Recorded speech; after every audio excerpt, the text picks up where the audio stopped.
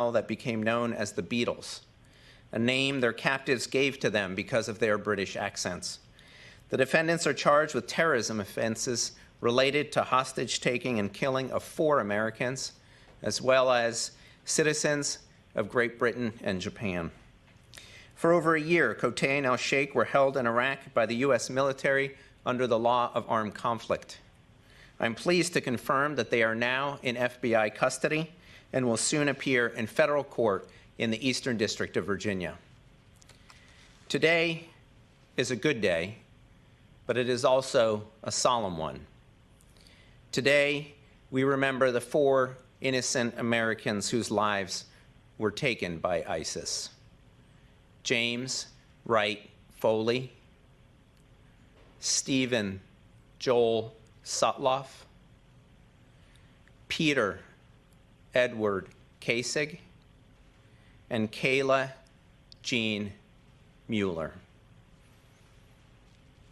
Many around the world are familiar with the barbaric circumstances of their deaths. But we will not remember these Americans for the way they died. We will remember them for the way they lived their good and decent lives.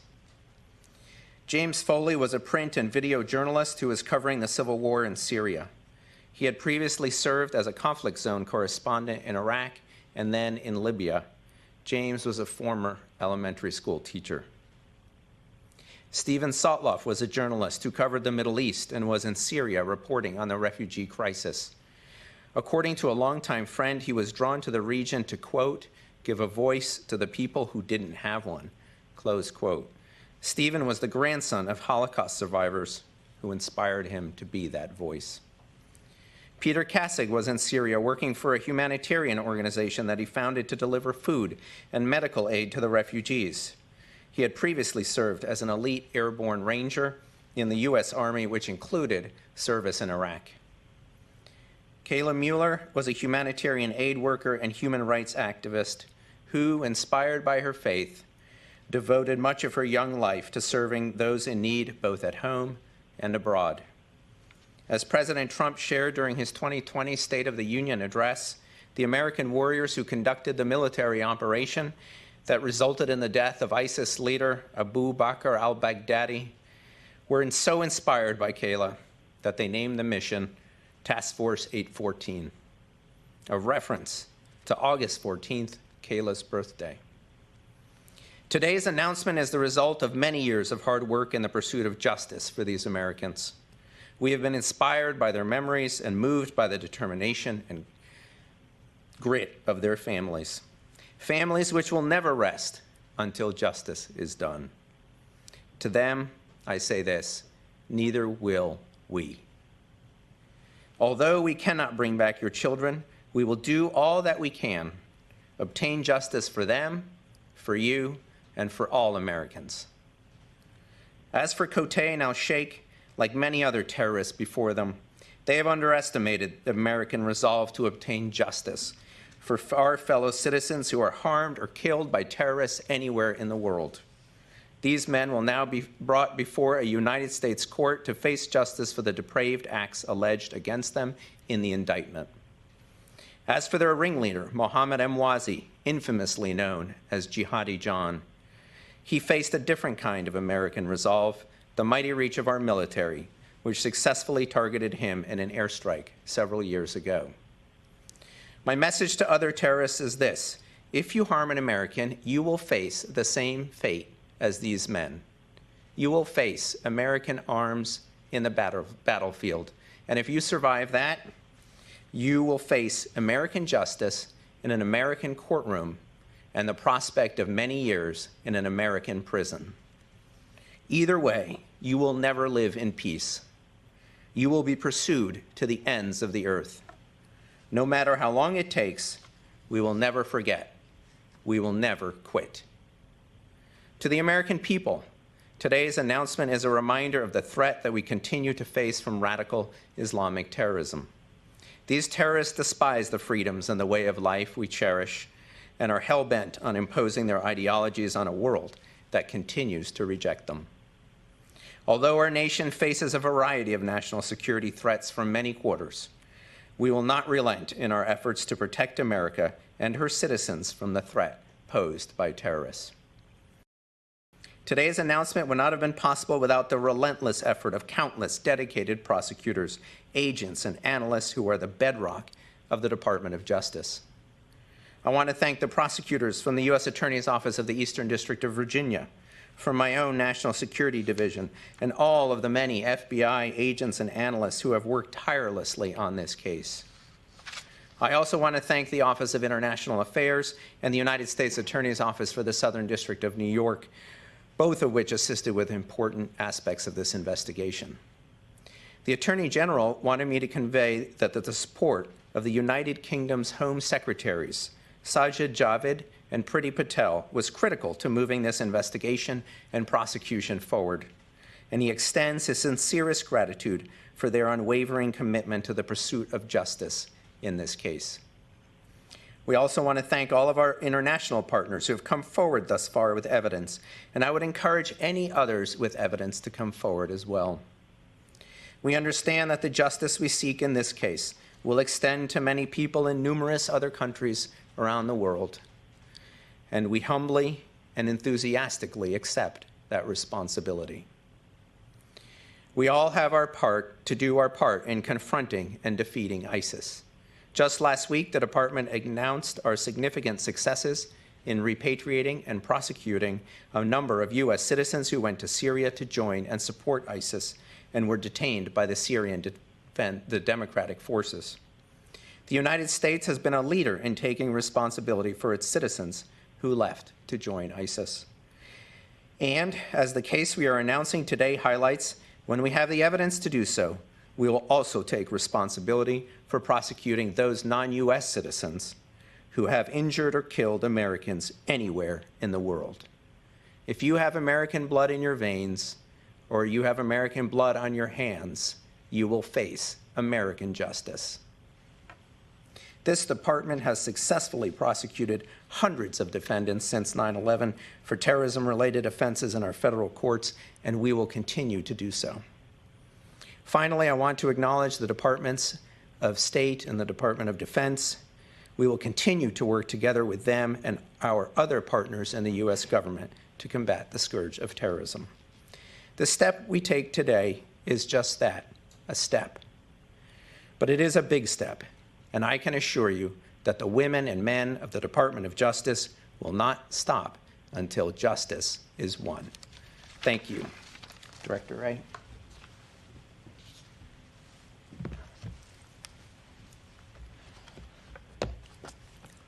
Good morning. Today's announcement makes clear once again that combating terrorism remains the FBI's top priority, and that the entire United States government remains committed to bringing to justice anyone who harms our citizens. We showed that resolve to the world last week by repatriating Americans who had traveled to Syria to support ISIS so that they will face charges here. And today we're demonstrating that resolve by bringing to our shores two men who left Britain to become ISIS terrorists. Now they're going to face justice in an American court of law for crimes against American citizens. Not long after these terrorists were captured in 2018, the parents of their American victims wrote the following about their loved ones, and I quote, "One by one, our children were taken from us by the hateful criminals of the Islamic State. Jim, Stephen, Peter, and Kayla were like so many of your own sons and daughters.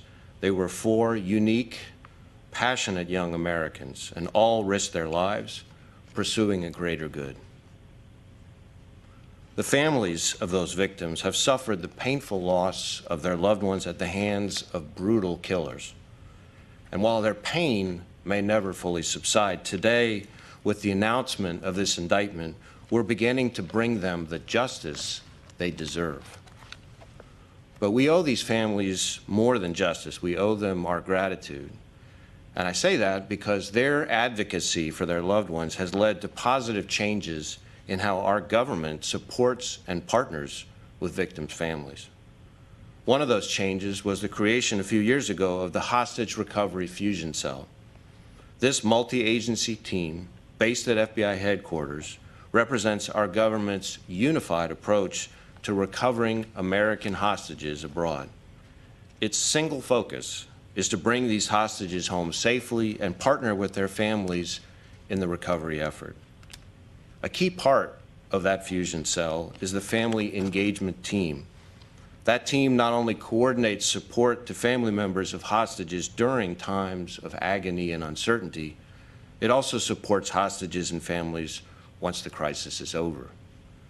The FBI and our partners are working tirelessly every day to recover all U.S. hostages held abroad, and we won't rest until we see a similar resolution for justice against all those responsible for holding Americans captive, especially when those captives' lives are taken.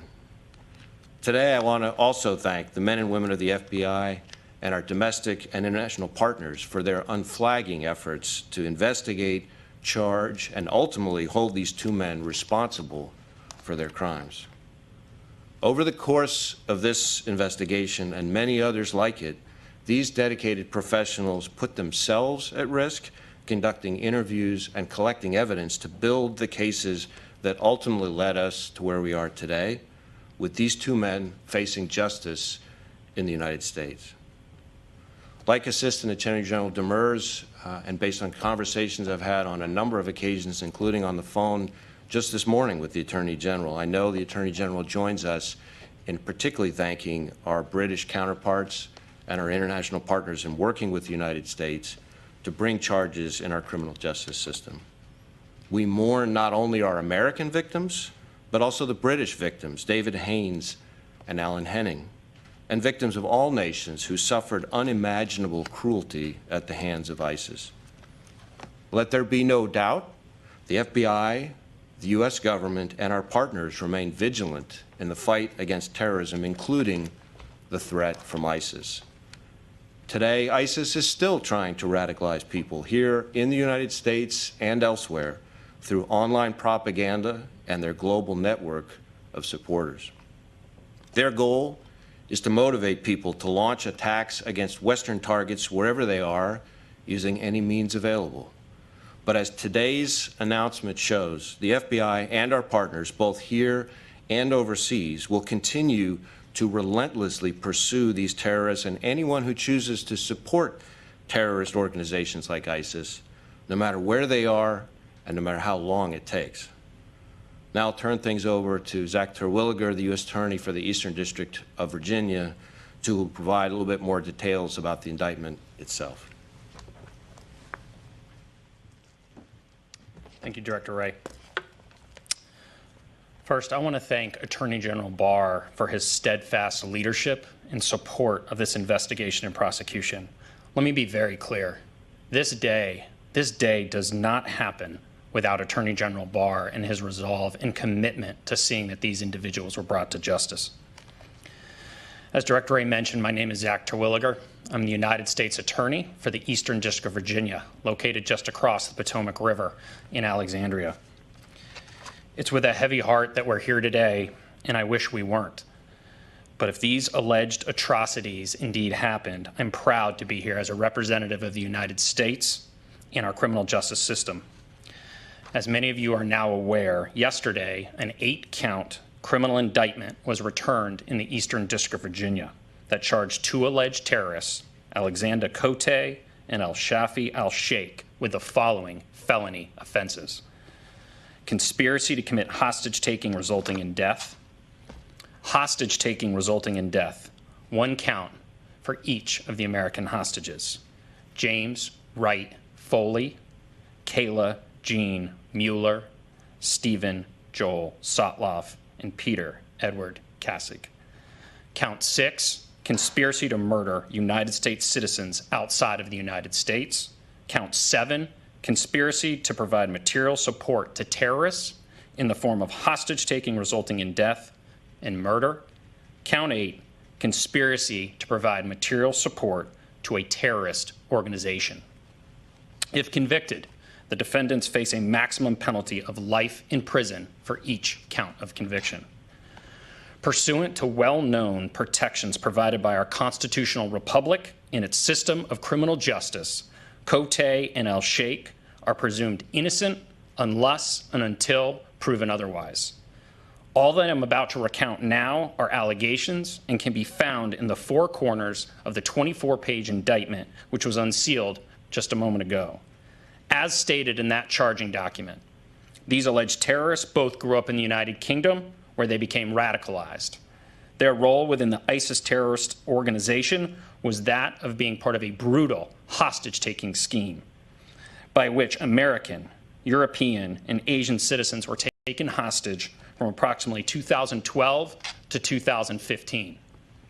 Their alleged criminal acts include conspiring to commit hostage-taking resulting in death and conspiring to murder American citizens James Foley, Kayla Mueller, Stephen Sotloff, and Peter Kasich. As part of the conspiracy, their vicious acts and those of co-conspirators Mohammed Emwazi and CC1 are alleged to include the following: forced witnessing of murders, mock executions, shocks via electric taser, beatings, amongst other brutal acts. Also a well-established principle in American jurisprudence, co-conspirators, like these defendants, may be held liable for the foreseeable acts of their co-conspirators, such as Emwazi, that took place during the course of the conspiracy.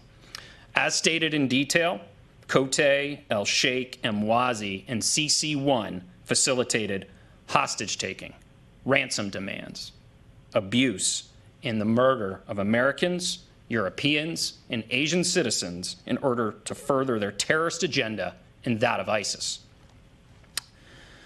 The brutal acts of beheading were captured by the ISIS media propaganda machine and disseminated to achieve their aims of jihad. Further, as detailed in the indictment, part of the alleged horrific conditions of confinement, the self-proclaimed leader of ISIS, Abu Bakr al-Baghdadi, also made it a point to repeatedly sexually assault American citizen Kayla Jean Mueller.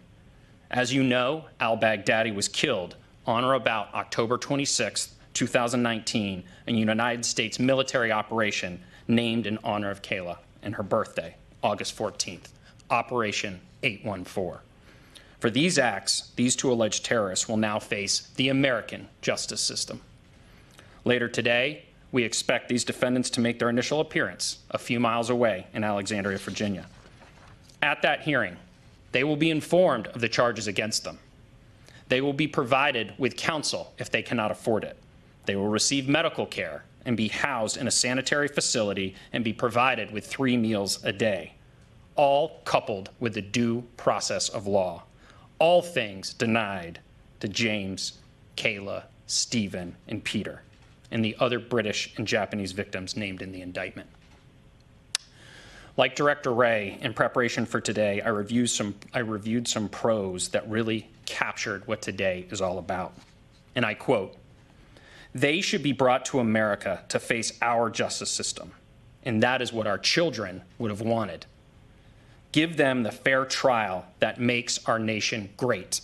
That would be the best way to honor our children. Ensuring that truth and justice find their way out of this tragic story would mean that the Islamic State will never have the last word." Well, Diane and John, Paula and Ed, Marcia and Carl, and Shirley and Art. It's now a certainty. ISIS will not have the last word when it comes to your children. You will.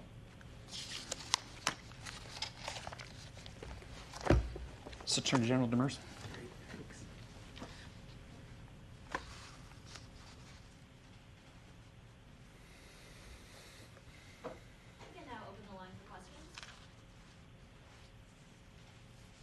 We will now begin the question and answer session. To ask a question, you may press star and then 1 on your touchtone phone.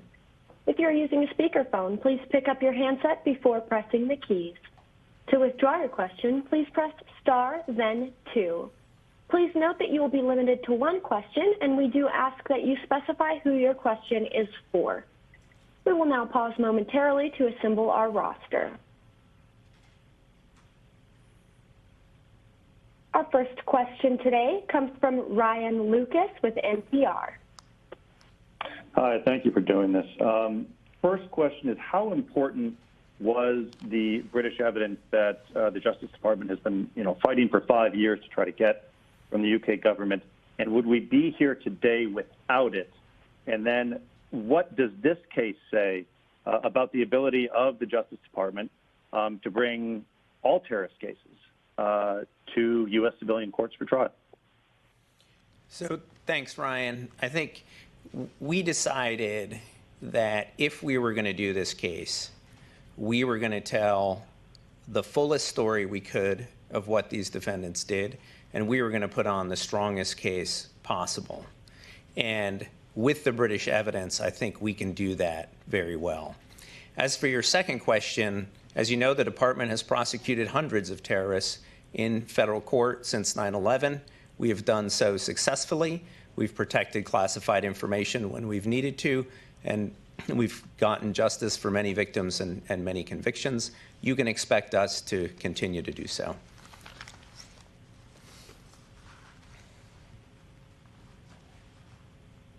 And our next question comes from Pete Williams with NBC.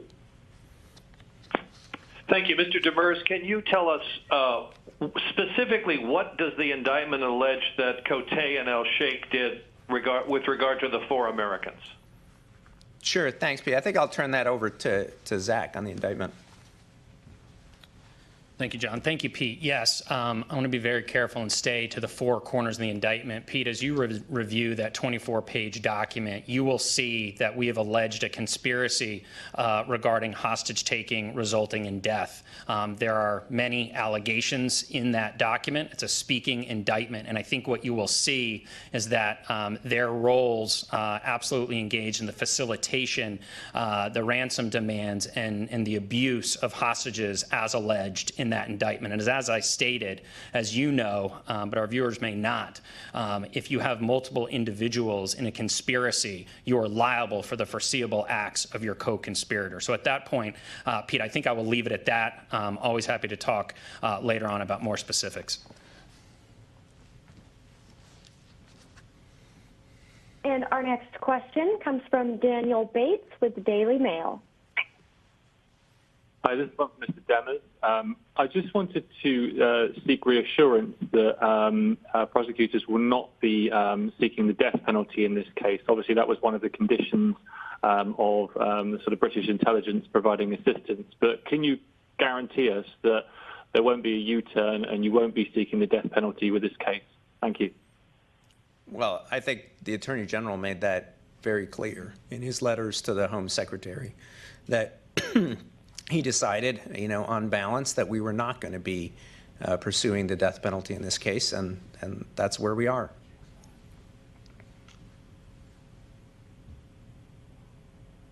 Our next question comes from Eric Tucker with the Associated Press.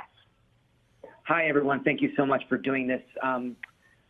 John and Zach, I guess this question might be best directed at you. Can you talk a little bit about the interaction with the family members over the last year in terms of how important their wishes were in terms of bringing these 2 individuals to justice and the nature of the conversations you had with them? Sure. I mean, look, I think everyone on this stage has met with the families. I know the director and I did together some time ago.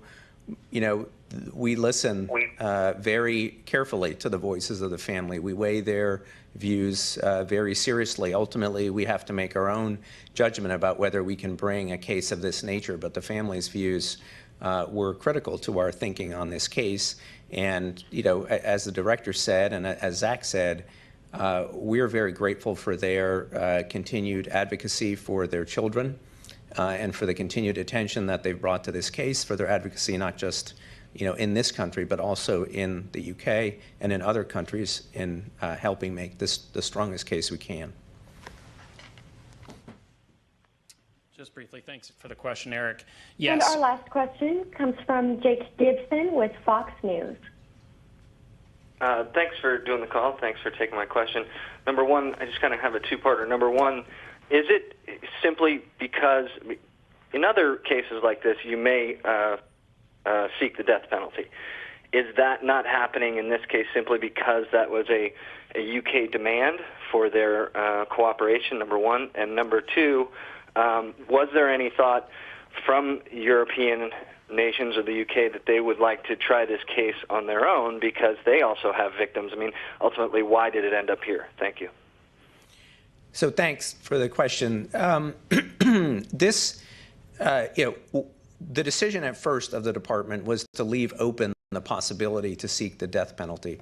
There's a whole process for doing that, and obviously that's a process that we never undertook because the Attorney General decided that we should provide the death penalty assurance in order to get the British evidence and see that justice could be done more expeditiously than if we had to continue to litigate this issue in the courts in the United Kingdom. We never got there in terms of determining whether we would seek the death penalty or not. The decision was to try to keep the option open at first, but ultimately that didn't work. As for why other countries are not doing this case and we're doing it, maybe that's a better question for them. But as I said in my remarks here, when we have American victims, we are very willing to do these cases. Just to add one thing on that. As far as the other countries, one of the things that the FBI works very hard at, and in this case our Washington field office had the extraterritorial responsibility, is to work very closely with our counterparts from all these other nations, both in terms of developing evidence for our own cases, but in some cases providing assistance to them as they build their own. And we work very closely with each other, and that's an important part of the international cooperation that exists on these kinds of cases because we're all facing attacks against our citizens from ISIS. And we hope that many of those nations will be able to bring cases against their citizens as we go forward. Thanks. Just Zach Terwilliger again, just to respond to Eric Tucker's question regarding the victims. One thing I want to make clear, we utilize in the Eastern District of Virginia, as do the vast majority of U.S. Attorney's offices, a victim-centric approach. The victims and their families in this case are what's driving our pursuit of justice. That's who we represent, the people of the United States. So I look forward to a close relationship with the families as this process moves forward. We actually have rights set out for victims' families under the Crime Victims' Rights Act, and we have special personnel who will be liaisons between them and our office, and I look forward to the opportunity to spend more and more time with them as we move forward and seek justice on behalf of their children. This now concludes the Department of Justice press conference. Thank you for calling in. Operator, you may now disconnect. The conference has now concluded. Thank you for attending today's presentation. You may now disconnect.